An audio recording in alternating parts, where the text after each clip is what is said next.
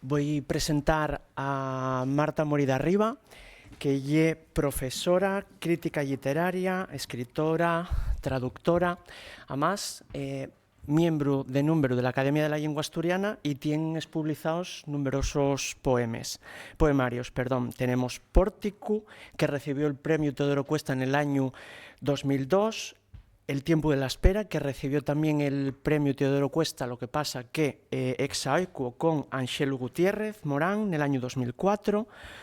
Tenemos otros poemarios como La Alcordanza, Orfandad y un par de poemarios más que recibieron el premio Xoán María Cebal, La mio voz en el año 2010 y Los carreros del tiempo en el año 2022.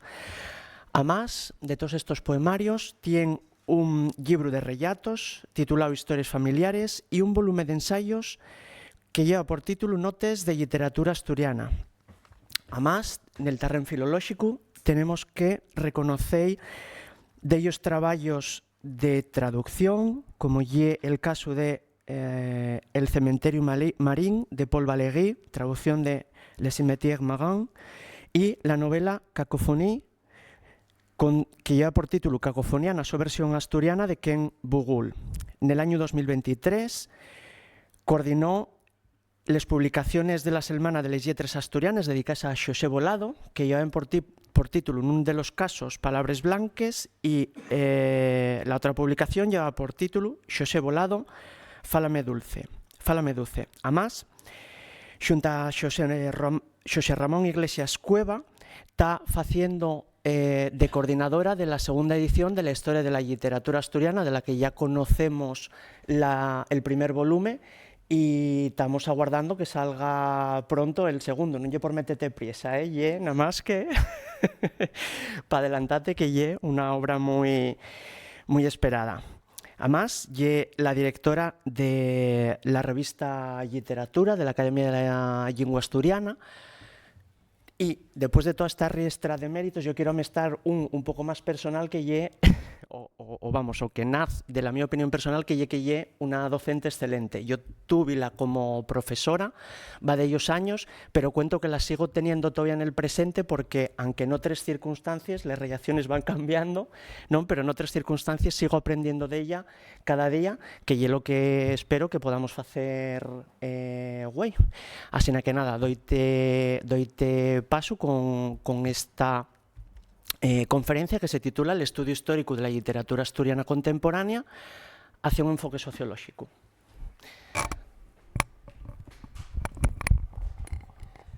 Bueno, muchas gracias, Darío, por esta presentación tan emotiva. Nótase que nos llevamos bien, Darío y yo, ¿no? Bien. El tema que escogí, el estudio histórico de la literatura asturiana contemporánea, tiene una motivación que es la constatación de que la mayor parte de los estudios que se hacen de literatura asturiana podemos encasillarlos en dos campos. Los estudios que podíamos llamar textocéntricos, que pueden incluir las ediciones críticas, o sea, los análisis filológicos, la crítica literaria de distintas tendencias, y de otra banda están los estudios que hacen, digamos, una descripción de lo que llamen el contexto sociohistórico de las obras literarias, muchas veces desde un punto de vista muy positivista. Estoy acumulando fechos históricos, fechos políticos que supuestamente van a tener un reflejo después en las obras literarias, aunque esto, como vamos a ver, no es tan sencillo. A mí parece que el estudio de la literatura asturiana precisa un enfoque complementario, o sea, no se trata de sustituir los existentes, sino de introducir un enfoque complementario que es la sociología de la literatura. Cuando escogí este tema, da la casualidad de que Jaume Subirana mandóme un librín que se titula Literatura, Lengua y Lugar. Salió primero en catalán y mandóme la traducción en castellano, donde coincidíamos en muchos de los planteamientos, ¿no? él planteábase, por exemplo, como estudiamos la literatura catalana nestes momentos? Lo que se escribe na Comunidade Valenciana vamos consideralo literatura catalana, lo que se escribe en el Rosellón vamos a incluílo nos estudios de literatura catalana, pero é que é máis complicado todavía. Los inmigrantes de segunda y de tercera generación que viven en Barcelona y que en estos momentos están publicando en catalán, ¿podemos considerar a los autores catalanes, incluirlos dentro de la literatura catalana? Entonces, bueno, yo creo que la sociología literaria puede ayudarnos a dar cuenta de estas realidades más contemporáneas, que no se podrían explicar con los enfoques tradicionales que son ni más ni menos que el estudio de las literaturas nacionales. Bien, para entamar, planteo una riestra de problemas que yo creo que son generales, o sea, que afecten a todas las épocas, que tienen que ver con el estudio de la literatura asturiana. El problema de la difusión. Si pensamos en los comienzos de la literatura asturiana escrita en el siglo XVII, en el siglo XVIII, lo que hay en realidad hay una gran nebulosa. Si miramos, por ejemplo, el capítulo que escribió Sánchez Vicente en la historia de la literatura asturiana, acabante de reeditarse, donde confronta dos posturas sobre la supuesta finalidad de los textos de Mari Reguera, o sea, de un yao, una función didáctica, suscitada por algunos autores como Xulio Viejo, y de otro yao, pues lo que él defiende que las fábulas mitológicas cumplen una función estética, o sea, exactamente igual que un texto de Góngora. Bien, a mí lo que me parece es que es imposible tener estas discusiones sin conocer qué recepción se hacía realmente de esos textos. Y es que hay muchas cosas que no sabemos. Sabemos que se transmitían de manera manuscrita. Sabemos que después, en el siglo XVIII, hay un coleccionismo de esos textos y que en la correspondencia muchas veces manden copias de las poesías, cosa que, bueno, pues que deja patente que por lo menos la aristocracia ya era consumidora de la poesía asturiana, pero no sabemos si realmente esa función didáctica en algún momento existió, no sabemos cómo pudieron ser los canales de difusión para que esa poesía pudiera llegar al pueblo, cosa que seguramente ocurrió, porque a mí parece que la cantidad de copias que se van encontrando de los textos, sobre todo más renomados,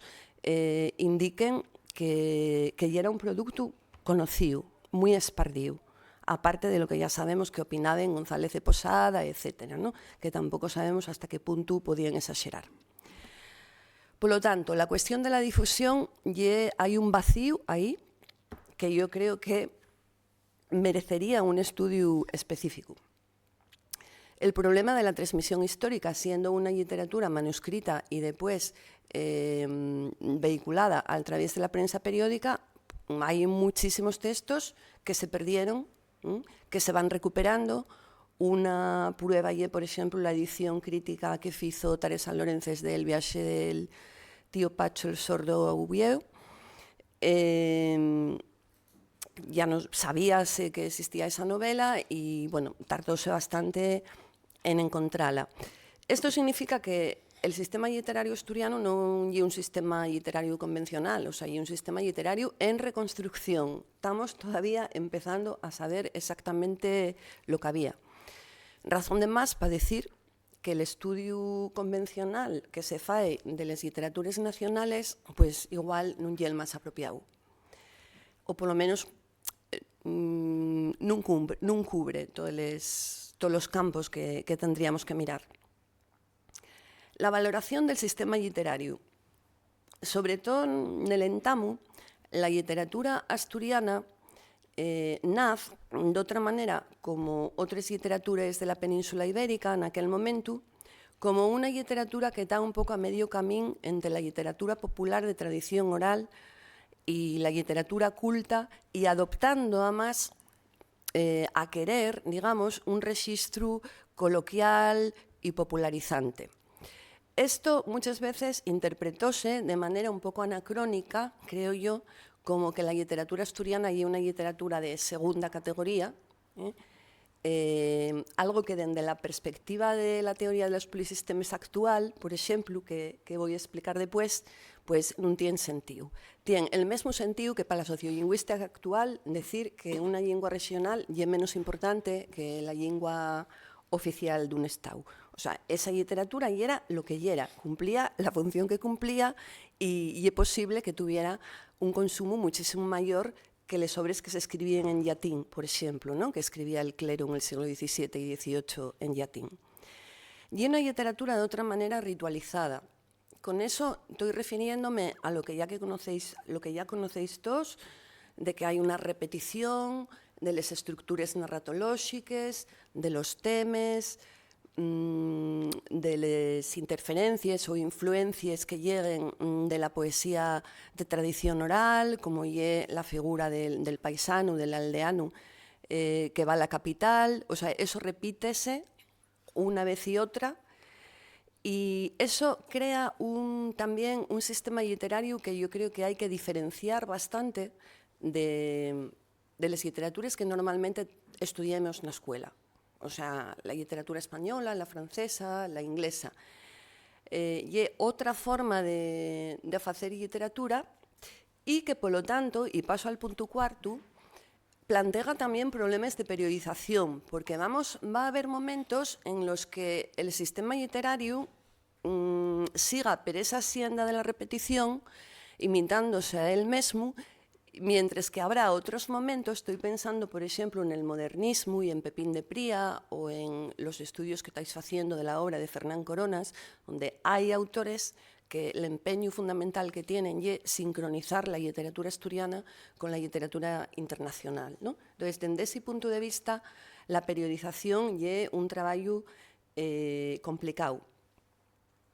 La mi propuesta es basarse en criterios sociológicos a la hora de hacer la periodización y fugir de la imitación de las periodizaciones de otras literaturas, o por lo menos tener ese procuro de comprobar si realmente tiene un rendimiento, o sea, tiene una suficiencia, digamos, académica el agarrar categorías como romanticismo, realismo y tal, y trasplantarles en una literatura ritualizada como esta. También quería referirme al método generacional. Bueno, el método generacional a mí es una cosa que me da muchas vueltas en la cabeza. No es que yo quiera sacar del discurso literario las tensiones generacionales que son indudables. O sea, son evidentes y siguen produciéndose, güey. Pero es distinto eso a plantearse que para estudiar la serie literaria lo que tenemos que hacer es establecer periodos clasificando los autores de 15 años en 15 años aproximadamente, aplicando las ideas de Ortega, de Petersen, etc. Porque estamos comprobando que eso muchas veces da más problemas que soluciones.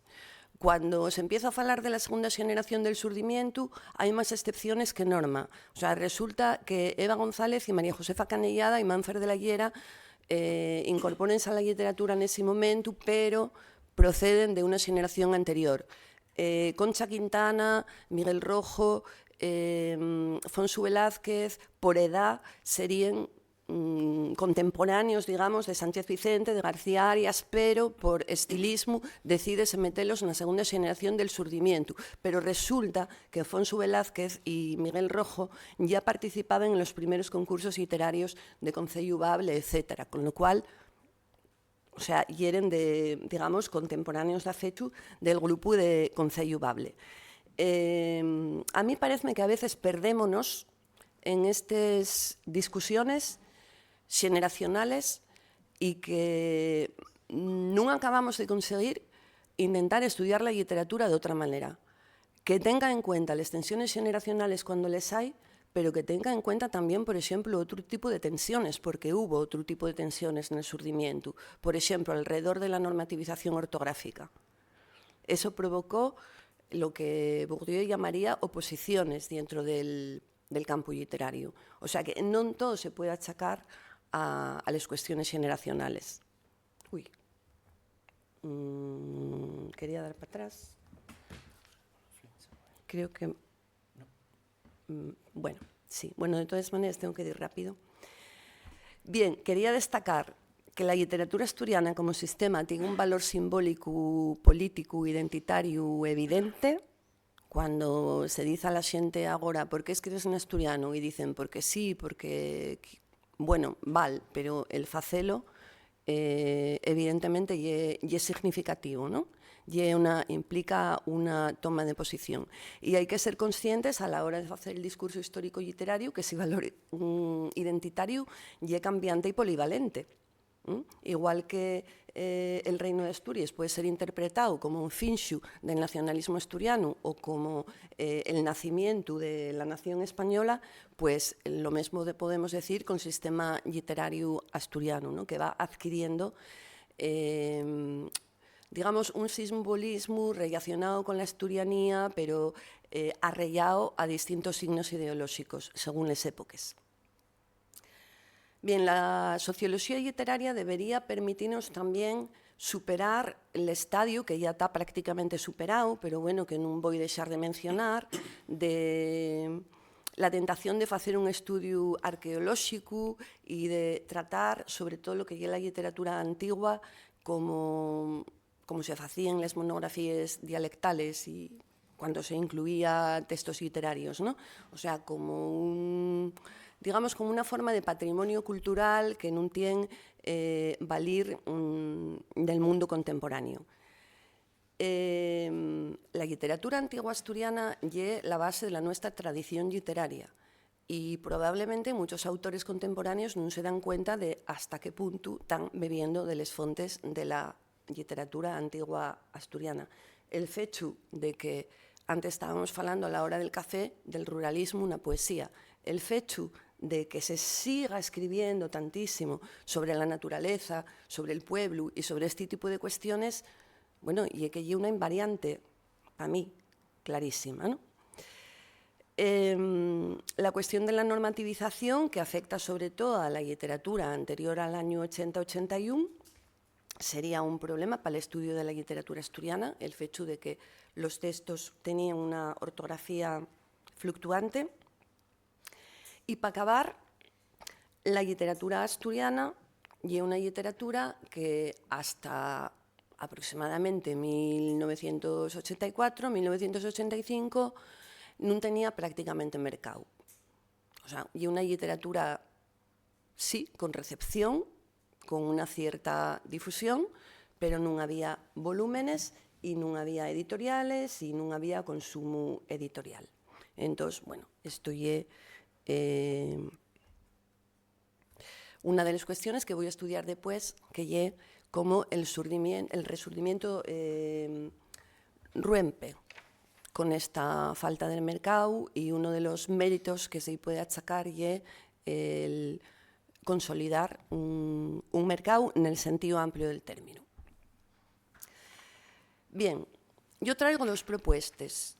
Una es aplicar la teoría de los polisistemes del estudioso hebreo Ibn Zohar, que planteó a la comunidad científica por la primera vez la su propuesta en un artículo de Poetics Today de 1990, pero después, bueno, las teorías tuvieron un desarrollo extraordinario, ¿no?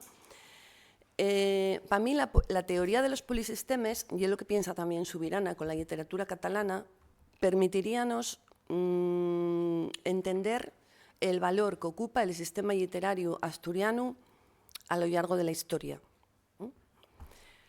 Un polisistema es un conjunto de sistemas. Podemos considerar sistemas, por ejemplo, a los géneros literarios, podemos considerar un sistema también actualmente al cómic o a la novela pulp.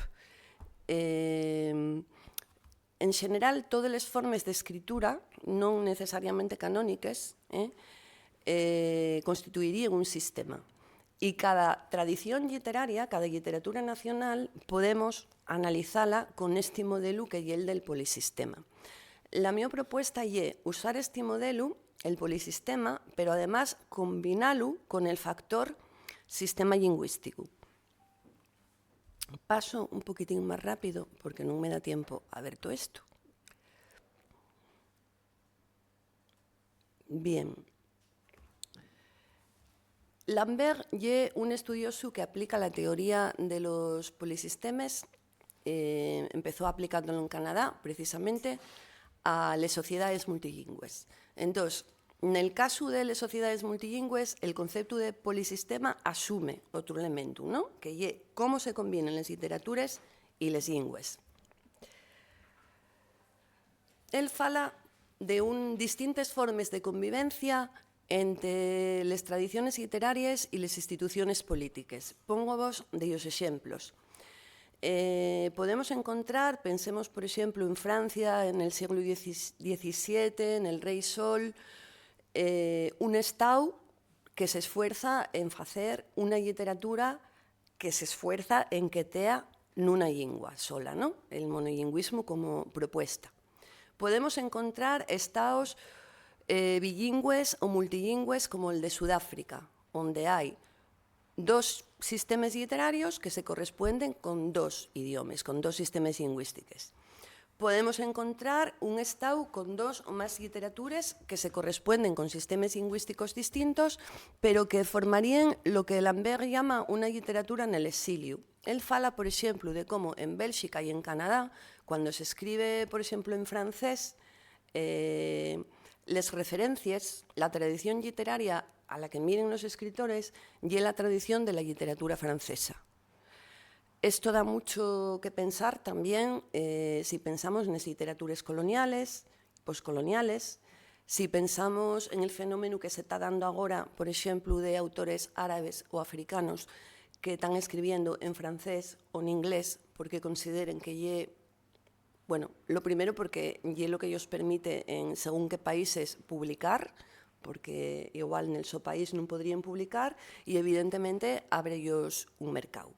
Entonces, como vemos, a veces las literaturas son como soconjuntos que tienen la referencia última en otro territorio.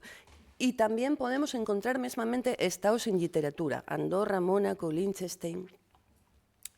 Bien, como veis, Lambert, cuando fae el estudio, está tomando como modelo las literaturas europeas, de manera clarísima. Él es canadiense, pero considera que el estudio de las literaturas nacionales, que es el modelo con el que él quiere romper, es el que se afita de los estudios literarios europeos y norteamericanos. También fala de cómo se puede producir la convivencia entre las lingües y las literaturas. Podemos encontrar un territorio oficialmente monolingüe como es China, con distintas tradiciones literarias o con algunas variedades lingüísticas que no tienen una literatura escrita. Podemos encontrar, no voy a los dos, lo que decíamos antes de Sudáfrica, un territorio que es multilingüe, que tiene bellas tradiciones literarias, que se corresponden con lingües distintas, pero que comparten el mismo marco cultural. Por eso pongo entre interrogantes Asturias. Comparten lo que Ibn Zohar, no me da tiempo ahora a explicar el concepto, lo que llamaría el repertorio, que pueden ser los temes, los estilemes y todo lo que tenga que ver con las referencias culturales de esa literatura. O sea, la mi idea, por concretar, que la literatura de Clarín o de Fulgencio Argüelles no es tan distinta de la literatura asturiana, no que es el mundo referencial y cultural. Y sin embargo está escrita en castellano. O sea que hay veces, y no tenemos por qué nos escandalizar, porque a veces puédenos un poco, ¿no?, el prurito nacionalista. Hay una comunidad de intereses y una comunidad cultural, pero que se puede vehicular en dos sistemas literarios distintos. Bien, Lambert, al final, lo que subraya allí es la falta de correspondencia que hay entre estos momentos, entre la situación política de los territorios, las instituciones políticas, las prácticas literarias y las lingües. O sea, tenemos toda variedad de situaciones posibles. Lo que sí nos avisa es de que cuando hay multilingüismo y hay convivencia de tradiciones literarias, o por lo menos así lo establece la teoría de los polisistemas, la estratificación y el conflicto son inevitables. O sea, lo que suele suceder es que un de estos sistemas literarios tiene una valoración social más grande que el otro.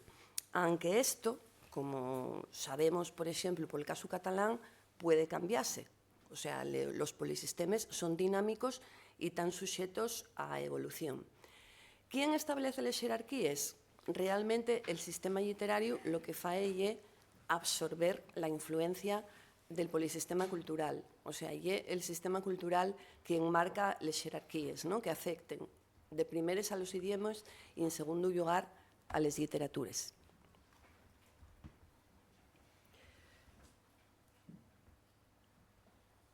Bien, el polisistema literario de Asturias. Fixaivos sobre todo en el segundo punto. Pensemos en Asturias como un territorio donde conviven desde lo primero de los sistemas lingüístico-literarios. En 1639 podemos decir que se funda, no sabemos si hubo algo antes, una literatura que en realidad es un subsistema de la literatura castellana.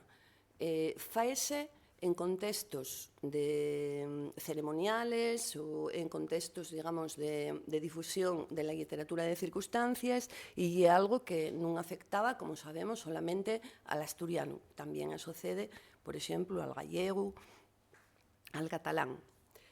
A lo largo del siglo XVII y XVIII, o sea, a finales del XVII y XVIII, ese sistema literario va emancipándose, va agarrando una cierta autonomía, aunque su papel secundario y es evidente porque va arraigado a la subsidiariedad que tendría el asturiano con respecto al castellano, ¿no?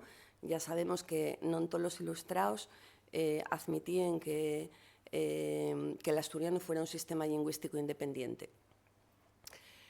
En el siglo XIX, la antología, la colección de poesías en dialecto asturiano de Xosé Cabeda y Nava, lo que fae, como demostró Miguel Ramos Corrada, es afitar de fecho esa idea y tratar la literatura asturiana como un subsistema de la literatura española. Entonces, ¿cuál es la gran contribución del Resurgimiento? Pues fue precisamente, que es el planteamiento que traigo aquí, el conseguir crear una literatura independiente de la literatura española y que poco a poco vaya desarrollando cierto margen de autonomía. Bien, esto más o menos resumimos lo que acabo de decir. En el siglo XVII tendríamos el sistema llatino, castellano y asturiano. El sistema llatino empleado por el clero y la universidad, evidentemente es muy minoritario, pero es el que está en Asturias, en el centro del polisistema, teniendo en cuenta que Asturias es una región en esos momentos muy poco alfabetizada, donde bueno, pues las pocas personas, los pocos escritores que teníamos eran fundamentalmente clérigos, ¿no? A lo largo del siglo van incorporándose los nobles. En el siglo XVIII y lo mismo, pero si vos dais cuenta, cambia un poco el orden que puse a los sistemas, sistema castellano, llatino y asturiano. El sistema llatino está en retroceso y el sistema castellano, que en realidad, digamos, y el sistema de lo que hoy llamaríamos la literatura española, que se estaba en la corte, pues ya el dominante. Y el sistema asturiano está a la par de los otros, pero como un sistema literario marginal.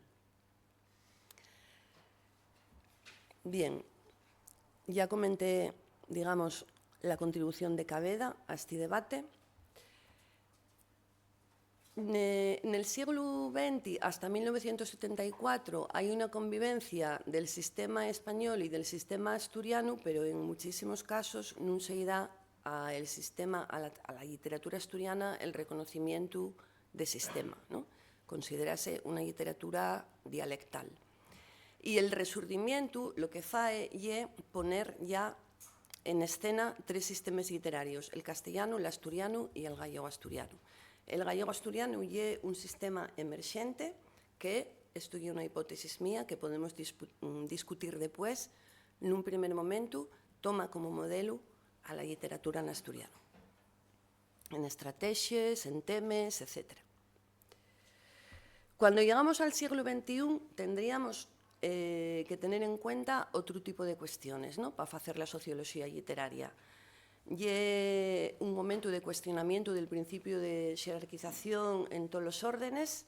Como sabemos, Internet iguala las referencias culturales, la alta literatura ponse al mismo nivel que las referencias pop, y eso afecta también a la literatura asturiana, y eso afecta también a la consideranza y a la valoración que se da de las tradiciones literarias. Por lo menos en determinados ámbitos, ya sabemos que hay ámbitos políticos refractarios a esto, pero por lo menos en determinados ámbitos, de la misma manera que se aplica un principio de igualdad a las lingües, pues aplícase un principio de igualdad a las tradiciones literarias. Esto y el sistema literario asturiano pasa a ser una de las muchas tradiciones literarias disponibles en la red. Recibe interferencias, por supuesto, de la literatura canónica española, pero también de los clásicos, pero también de la cultura pop, también de la literatura internacional. Esto de la literatura internacional, Subirana dedica un capítulo completo, fala de hasta qué punto agora tenemos que pensar nas interferencias de los sistemas literarios que yenden con el nuestro, ¿no?, o tenemos que pensar más en toda esa literatura comercial que bueno, pues básicamente lo que encontramos cuando entramos en las librerías, que está escrita la mayor parte de ella en inglés y que la mayor parte de la gente accede a ella a través de traducciones. Eso podemos estudiarlo también dentro del sistema, o sea, de la teoría de los polisistemas, como un sistema literario que está interfiriendo con la literatura asturiana.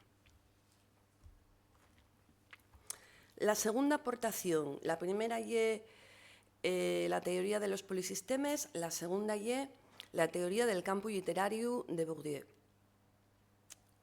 Bourdieu, cuando estudia el campo literario, estudia la literatura francesa del siglo XIX, céntrase en Flaubert, sobre todo, y bueno, y los poetas simbolistas.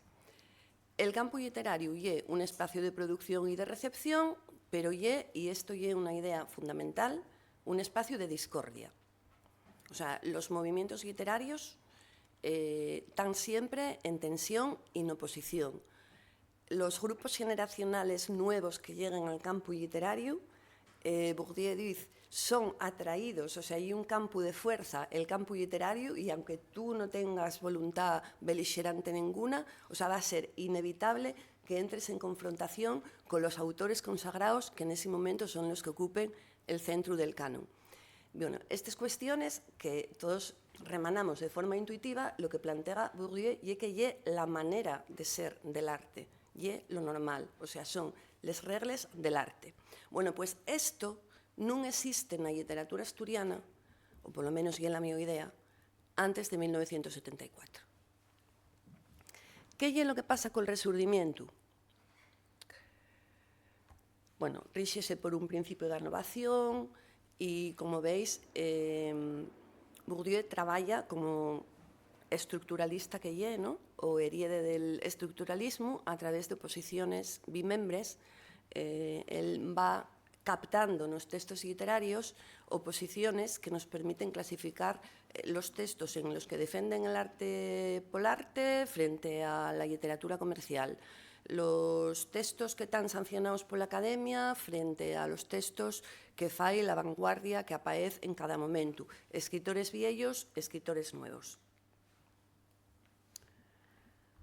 Tengo que saltar muchas cosas. Iglesias Cueva, y esto viene al filo de lo que acabo de decir, que la literatura anterior al Resurdimiento no tiene realmente campo literario porque no existen estas oposiciones entre movimientos, ¿no?, entre productores, entre escritores. Iglesias Cueva hizo un estudio en 2006 mirando para la procedencia socioeconómica y cultural de los escritores de la literatura asturiana y llega a estas conclusiones. Hasta el siglo XVIII, dominen escritores de la baixa nobleza, fidalgos, sobre todo de orixe rural, pero con formación universitaria. Nel siglo XIX empiezan a aparecer autores de la burguesía urbana. Todos, menos Cuesta, tienen estudios superiores. Sabemos que el siglo XIX es precisamente el momento del acceso de la burguesía a los estudios superiores y que ese es uno de los factores que ayuda a las revoluciones literarias y a las revoluciones políticas. A principios del siglo XIX empezamos a encontrar heterogeneidad, variedad entre los escritores asturianos. Hay los urbanos, hay los rurales y nada más la mitad tienen formación universitaria. Y en la literatura de posguerra empieza a convertirse en minoría los autores que tienen una formación universitaria. Para estudiar la literatura de posguerra, él agarra la antología del Bable, que se difundía con la gran enciclopedia asturiana en los años 70. Y, bueno, yo trasllado aquí la interpretación que lle del, que non lle mía, pero que, bueno, parece interesante, ¿no? Dice, los escritores de la antología del Bable, en sin preparación literaria, serán ya el pueblo mesmo, como los xuglares medievales. El círculo estaba ya cerrado. O sea, de alguna manera, el franquismo y el sofito a la diactalización lo que consigue es que la literatura asturiana sea como una especie de literatura medieval de difusión oral, o sea, la voz del pueblo. Y acaba diciendo, el círculo estaba ya cerrado, sin norma, cantores del propio concello, los autores de la literatura asturiana viéronse condenados al fracaso.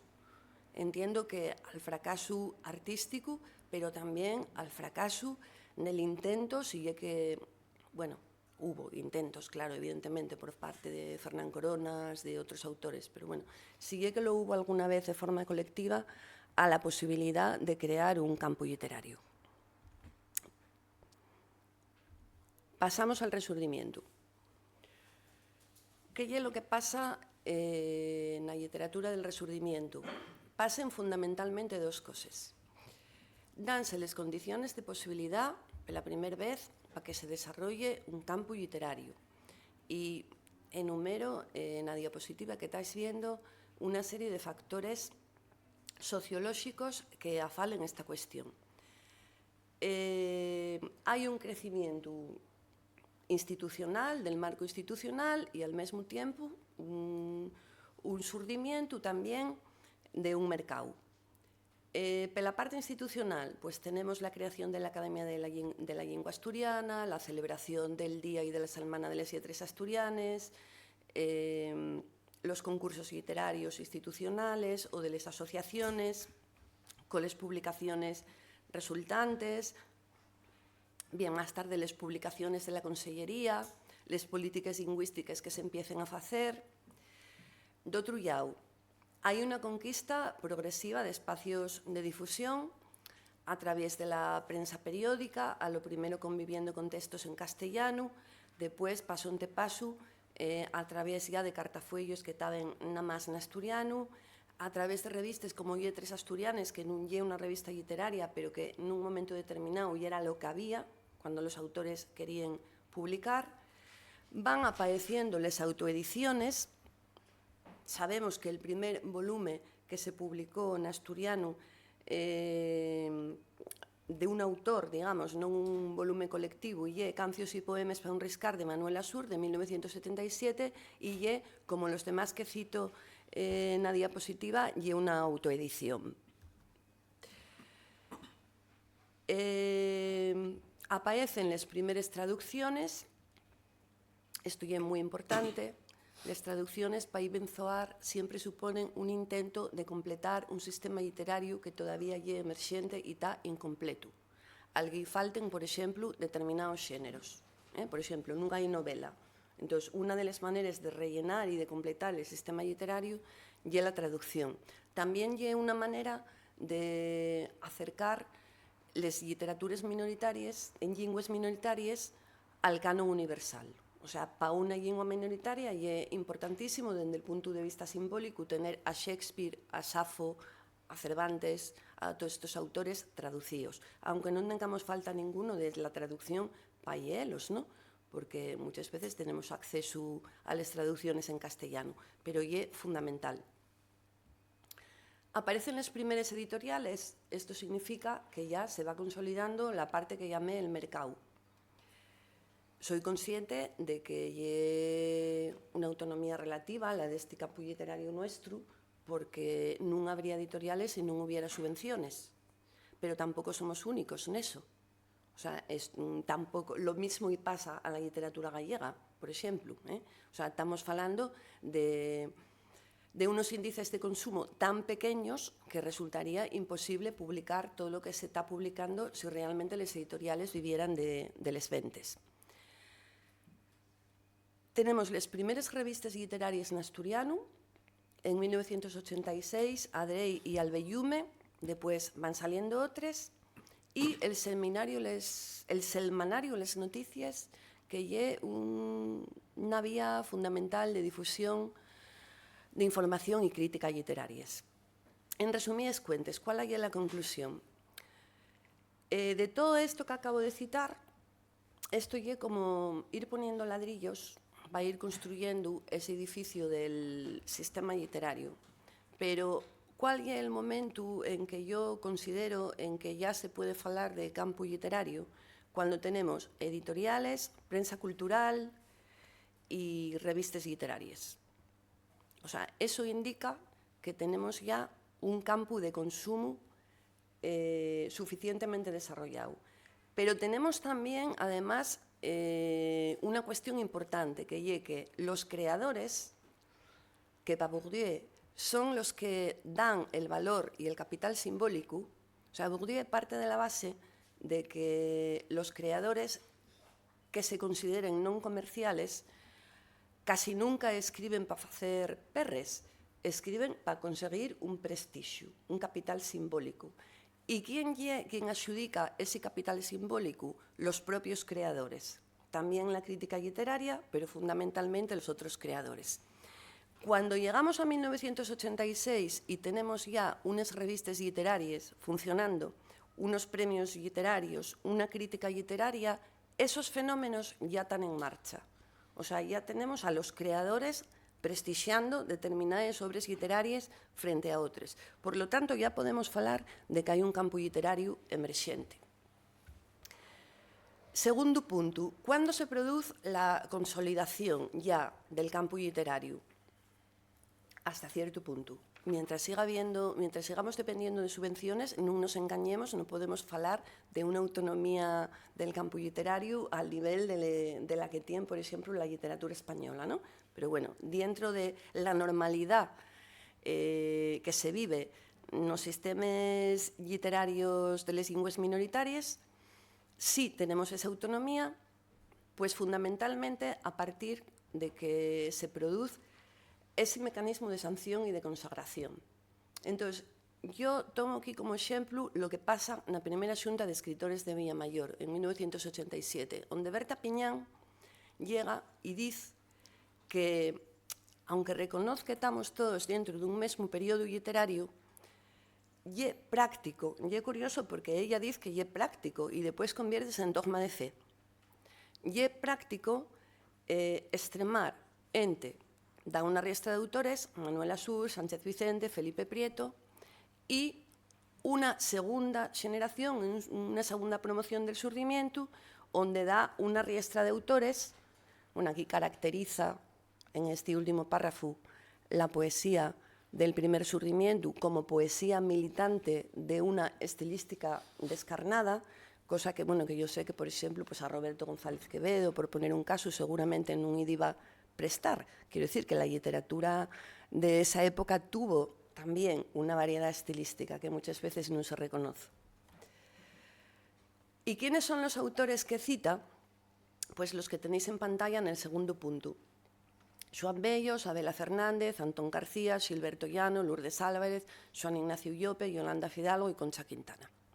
Bueno, curiosamente, Concha Quintana, por edad, podía estar en el grupo anterior. O sea, empiecen estas contradicciones a las que me refería antes. Pero lo que está claro es que todos esos autores que ella cita son autores que están arraigados de alguna manera al ámbito literario onde ella se desenvuelve, fala de los cartafuellos de información poética que ella hace Virgilio. Yo viví la fundación de los cartafuellos de información poética que ella hace Virgilio y era una cosa bastante de andar por casa realmente, pero bueno, sí fueron el precedente de Adrey. Y ahí, digamos que hay un grupo que se autoconstituye como grupo y que se da una autodenominación, cosa que ya cómo funciona la literatura. O sea, esto no lo digo para denunciarlo, como diciendo, vaya cara que tiene esta autora. No, y que ya lo normal en un sistema literario maduro. Que los autores nuevos que lleguen presionen a los autores mayores que ya están ocupando el centro del sistema y que en muchos casos inventen, vamos a decir, categorías estéticas o se autoapelliden con denominaciones como, por ejemplo, segunda generación del surgimiento. Y ya sabemos que después de la segunda generación del surgimiento vino la tercera generación del surgimiento, que yo nunca entendí muy bien en qué se diferenciaba, pero sí vi muy bien la voluntad generacional de diferenciarse que tenían los autores que falaban de ella, como Bande, que fue el primero que faló de ella en un congreso de escritores. Bien, por lo tanto, y con esto termino, las oposiciones generacionales estéticas, eso es lo que atestigua ya la madurez del sistema literario, la consolidación del sistema y el algame de una cierta autonomía. O sea, lo que es bueno y lo que es malo, lo que está de moda y lo que no está de moda, no lo dice ni un erudito como González de Posada o como Xosé Cabeda Nava, ni la Academia de la Lengua Asturiana. Dícenlo los propios autores, que es cómo funcionan realmente las literaturas. Bueno, hasta aquí llegaría la ponencia. Postdata. Hay teóricos de la literatura que están falando ya del postcampo literario, porque están planteando que el desarrollo que está teniendo la literatura actualmente, con las autoediciones de Internet, con la importancia de las redes sociales, están empezando a corroer estas reglas del arte que estableció con tanta claridad Bourdieu en los años 90, y la realidad contemporánea pues está empezando a ser otra. Por ejemplo, no sé, pensemos en Elvira Sastre, o sea, les poetas que se consagraron a través de las redes sociales y que a partir de las redes sociales como accedieron a las editoriales y a tener éxitos editoriales. O sea, hay cosas que están cambiando y probablemente en poco tiempo el modelo de Bourdieu ya no nos vale. Pero nosotros, como vamos más despacio, pues a mí parecióme que todavía tenía un algame explicativo. Y todo. Gracias.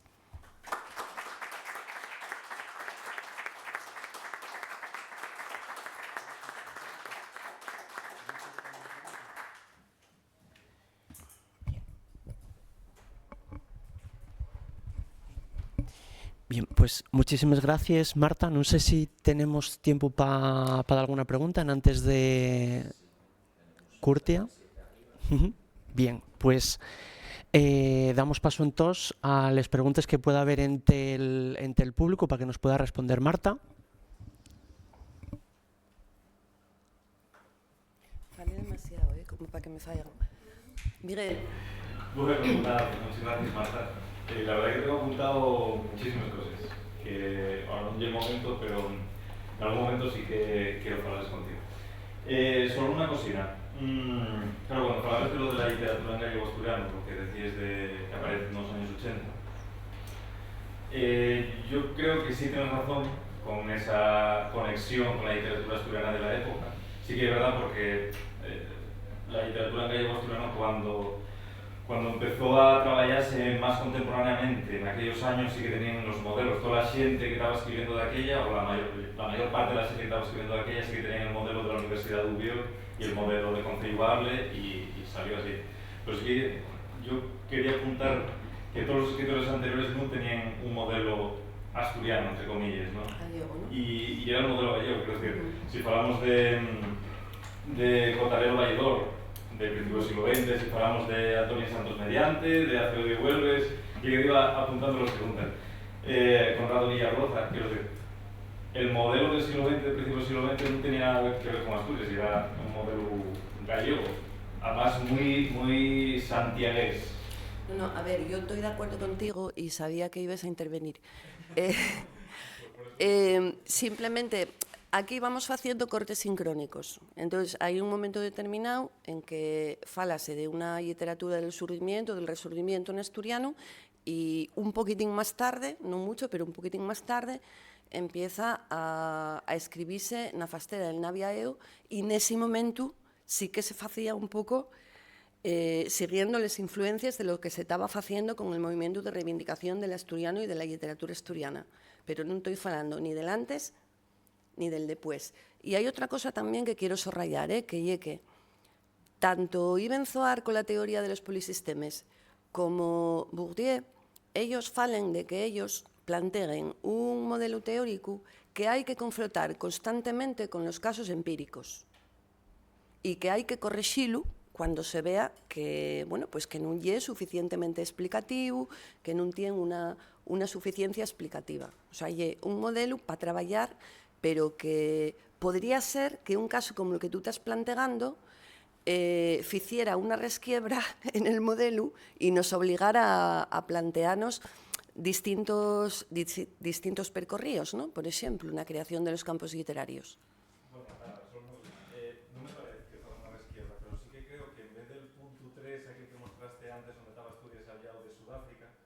Pondríalo más bien, sí, en ese punto, al lado de Sudáfrica, pero también al lado de Bélgica. Sí, sí. Sí, sí, perfectamente. Tenemos un modelo propio en toda la zona en la que se habla asturiano, pero hay un modelo híbrido en la zona más occidental. Sí, sí. Otro centro, yo como policéntrico ese modelo más occidental. Sí, y con la literatura en asturionés, pues también tenemos un modelo policéntrico, porque también habría que plantearse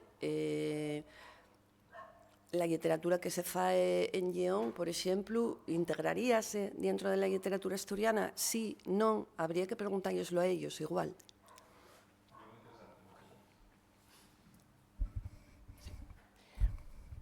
Yo, por echar un poco de leña al fuego, pero al mismo tiempo también buscando la concordia, quería plantearos si pensáis que podría haber, si podríamos hablar de un modelo tangencial. Pienso, por ejemplo, donde hay elementos en común. Pienso en el caso de Acevedo y Güelves. Hay un poema que tienen dedicado a, creo que ya Teodoro Cuesta, en el que en un verso dice Herbiquines del Campo Santo, en clara referencia a un poema de Rosalía de Castro, con las referencias a, bueno, pues a eso, al sistema gallego, pero ya que en aquel momento hay que tener en cuenta que Rosalía de Castro publica en la ilustración gallega y asturiana, que hay autores gallegos y autores asturianos escribiendo en gallego y en asturiano, publicando en la misma revista, que el director de esa revista durante de ellos años por lo menos Manuel Murguía, y que Acevedo y Güelves tiene mucha amistad personal además con ellos y que conviven en Madrid, con lo cual, bueno, que igual no es tan fácil hacer un corte entre un modelo y otro, sino que, bueno, o que haya autores que puedan tener influencia de los dos. No...